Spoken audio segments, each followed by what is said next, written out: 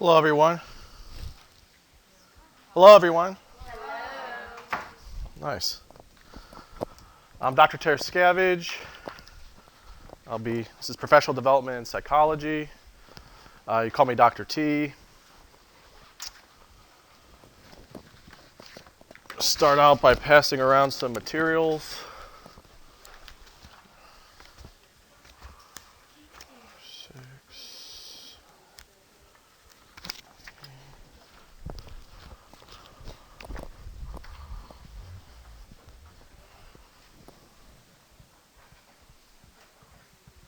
All a story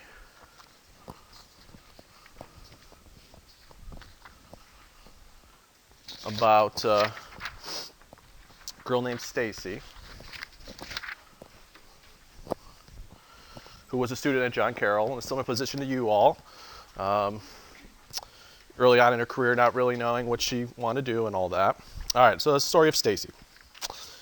She came to John Carroll because she wanted to become a psychiatrist, and she initially wanted to go to Case Western Reserve University for that, but she was rejected because she didn't have the greatest ACT scores. She was also a first-generation college student and didn't have a good idea of how to write her essays, which didn't help her in her application at Case. She took biology her freshman year at John Carroll and did pretty well. She earned an A in the lecture and an A- in the lab, which is pretty good. But she didn't actually like the class. She realized she didn't have the best attention to detail, didn't like dissecting things, and didn't like microorganisms. The idea of doing these sorts of things throughout her education at JCU and into medical school seemed horrible. So she decided to change paths and dropped out of the pre-med program her freshman year. She didn't talk to her advisor much and was a pretty shy and quiet person. She didn't join any clubs or organizations. Because of this, she was pretty out of the loop when it came to her career. Stacy took 301, which is experimental design and analysis in psychology, her sophomore year. It didn't seem hard or easy, but one day her professor pulled her aside and told her that her scientific writing was excellent. He was extremely impressed with her. Stacy reflected more and realized she was a pretty good writer. She decided to pick up a creative writing minor, taking several workshop courses that further improved her writing. Stacy took 401 the semester of 301. 401 is Advanced Research Methods in Psychology. The teacher of the course recognized that she had very strong research skills. Stacy became more confident in herself and her abilities, and she met frequently with her teacher, who became her advisor. Prompted by her advisor, she applied for an internship at the Cleveland Clinic. She earned the internship and was assigned to work with a psychologist who was researching psychological tests.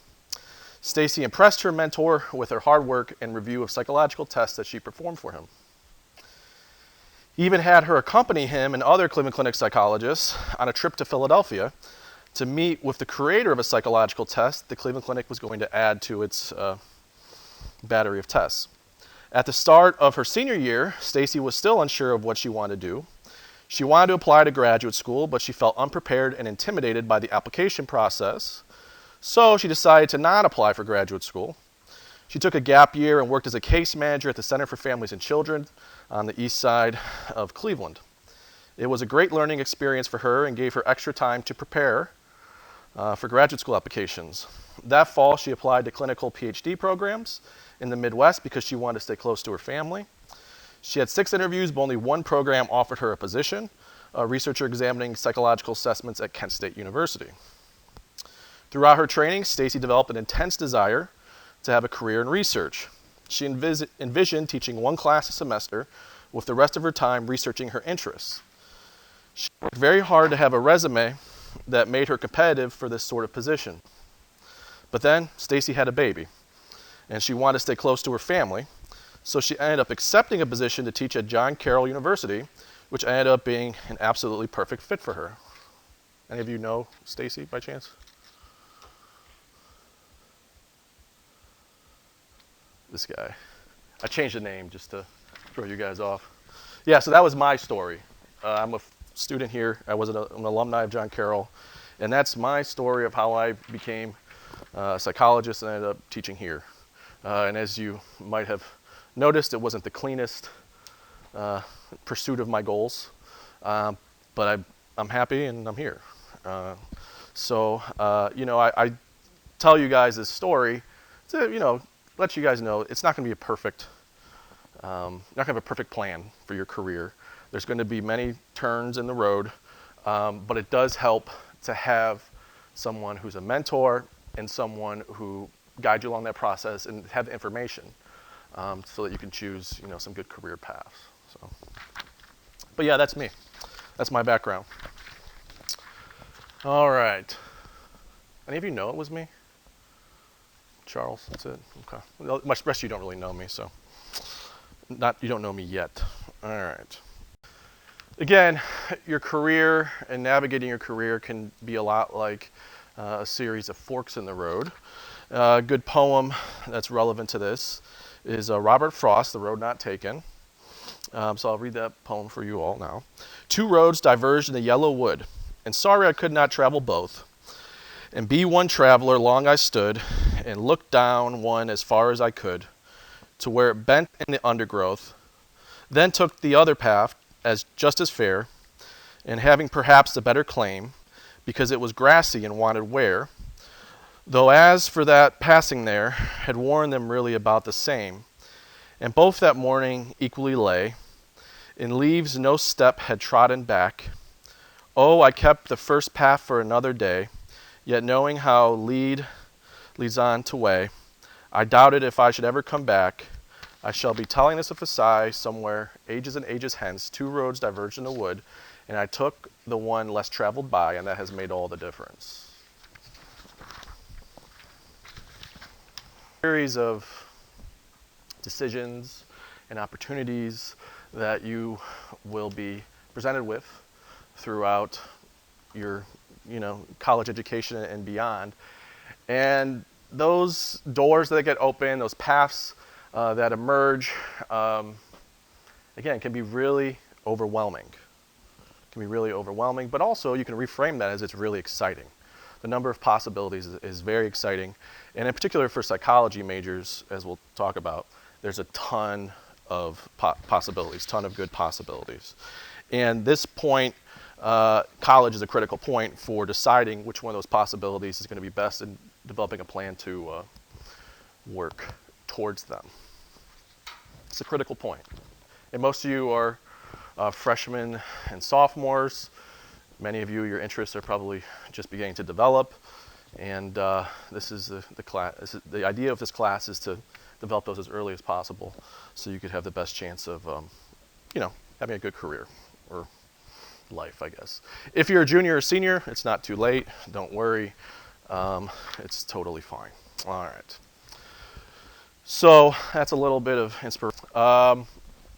In terms of the nuts and bolts of the course, so it is a hybrid course. That means we have some class meetings, some of the materials in the class meetings, some of the materials online only.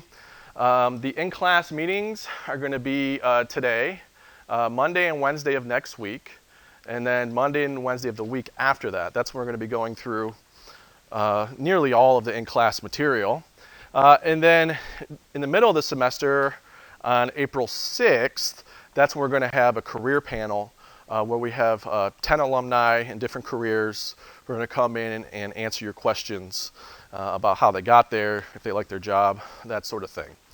The hybrid part of it is that there's going to be a number of activities assigned weekly, online only. Okay, so whereas we'll meet primarily these first few weeks, there'll be weekly online activities throughout the semester. Some of the topics that we'll cover in person in these initial class meetings, we're going to have a lot of reflection to help you figure out, good career paths for you that align with your interests and values. We'll talk about metacognition, which is thinking about thinking.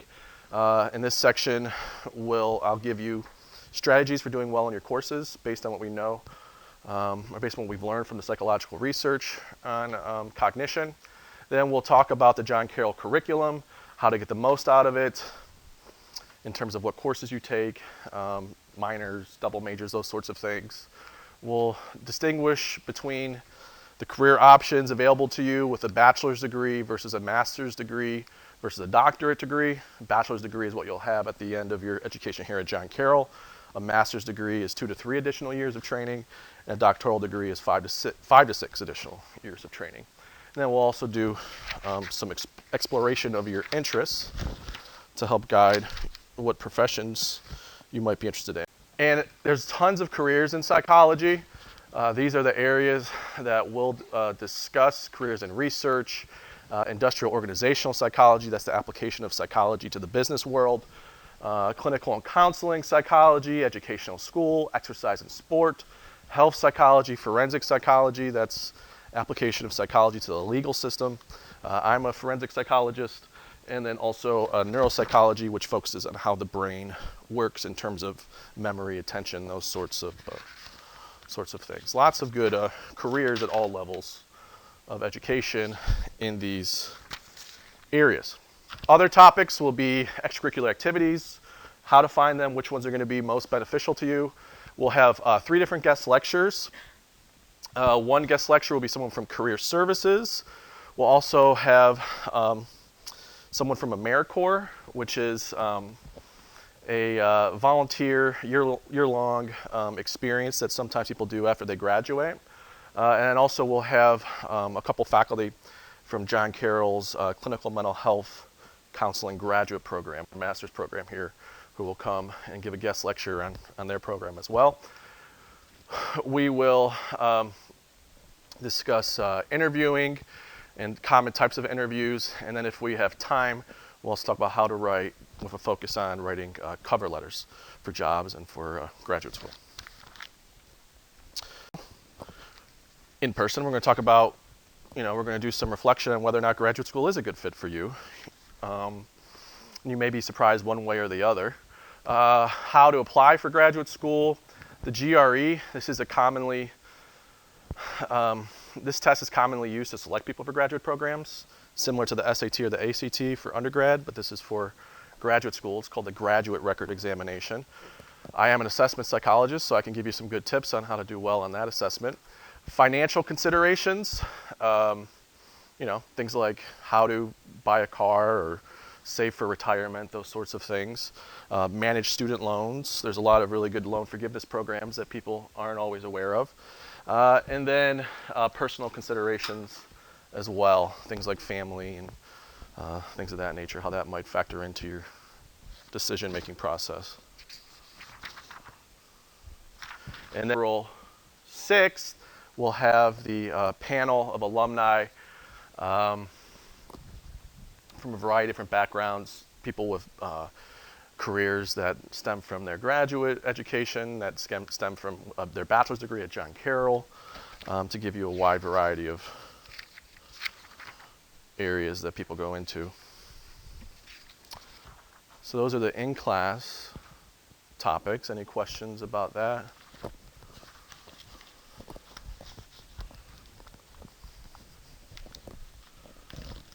All right. Online, we're also going to have a lot of reflection. We'll do a GRE practice test. After I've given you some strategies for how to do well on this test, we'll do a full practice test online. How to make a resume and a curriculum vitae, also called a CV. A CV is just a longer resume that graduate schools ask for. So graduate schools normally don't take resumes, they take CVs, which are longer and more detailed. Different types of job interviews, how to have constructive disagreement with people, making a LinkedIn profile, how to write a cover letter, how to find internships, how to work a job fair. There's a video from Career Services and quiz about how to manage your online reputation, and because people look this stuff up, the social media. Employers and programs look up your online information and will use it in their decision-making process. Your job offer, how to negotiate your salary, which is important, particularly for, this is a generalization, but particularly for women. On average, it's harder for women to negotiate their salaries, just in terms of personality differences between men and women. Women feel less comfortable doing it. So, but that's not to say that anyone can't feel that way. So it's good to know how to negotiate your starting salary, and then we will develop a career plan. There's a discussion board. You could ask any questions you have there. It's It's kind of like a Reddit thread, and I'll answer them. All right, question. All right. All right, graded content. So this is a pass-fail course. In order to pass, your grade for a pass will be a matter of whether or not you complete all the activities in your booklet that I just gave out to you. These are going to be in-class activities in the booklet. I'm going to collect this during our last class session before the career panel, just to make sure that you did everything. So you're going to turn that in at the end of our initial class sessions, and I'll check them and I'll return them at the beginning of the career panel. So you'll have them back.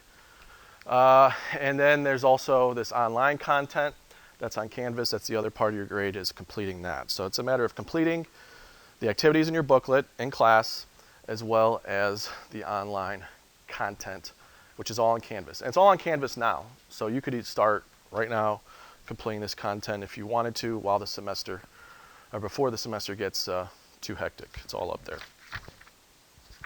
Questions about that? All right. FAQs. Why are we meeting for 5 3-hour night classes in 3 weeks? It sounds a little crazy. You know what I did last semester? Last semester, we met this week. There wasn't a holiday, but we met this week Monday, Tuesday, Wednesday from 5:30 to 8:30. And the week after that, we met Monday, Tuesday from 5:30 to 8:30. And then we were done until the career panel. That's what I did last semester. And I decided I'm never going to do that again. But I do like the idea of a compressed schedule, especially when it comes to these later classes, these like night classes, because as the semester rolls on, as you get into midterms, it gets harder and harder to stay engaged and pay attention. So I like to front load the lecture material while you're all sort of fresh and there's not a lot going on in your lives outside, because you don't have exams and things like that yet. Also, for the people who are upperclassmen, it's helpful to get this information as quickly as possible for their graduate school applications and for other factors. So that's why we do it this way. Despite it being crazy last semester, meeting as we did, I did enjoy it for the fact that by the time we got to the third week, we were done with this lecture. And I think the students enjoyed it too. And I think what you'll like about this format is, again, by whatever it is, the beginning of February, you'll have this 2 credit hour course that you'll get credit for, but you won't have to go to any class sessions. So it really frees up your schedule. Of course, you will have to do the stuff online, but I think you'll like it. I'll be interested in your feedback, though. Okay, what happens if I miss a class session? If it's an excused absence? Okay, so regardless of, for whatever reason, if you miss a class session, again, I'm recording everything, so you'll have to watch the lecture and then do the activities. If you have an excused absence, then you could watch the lecture and do the activities whenever wherever you want. If it's an unexcused absence, then you're going to have to set up a time with me to come to my office and watch it, so I can be sure that you watch it. So if you have an excused absence, you'll watch a lecture at home. If you have unexcused absence, you'll watch the lecture with me. What happens if I do not turn in work? You will fail. What happens if I do not make up a missed class session? You will fail. So yeah, that's pretty much how that goes. Any questions about that? Pretty straightforward. All right. And again, everything's like effort, grade based on effort, so it's pretty chill. Okay. What other questions?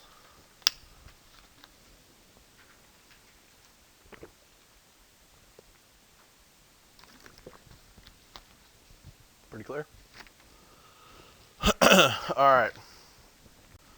Let's get to know each other. A little icebreaker. My favorite icebreaker is like this one that they use for third graders. So with the person next to you, you're just going to go through these, what's your name, favorite candy, pets, and so on and so forth. And then I'll go through these as well once we're finished. So go ahead and get to know each other, person next to you.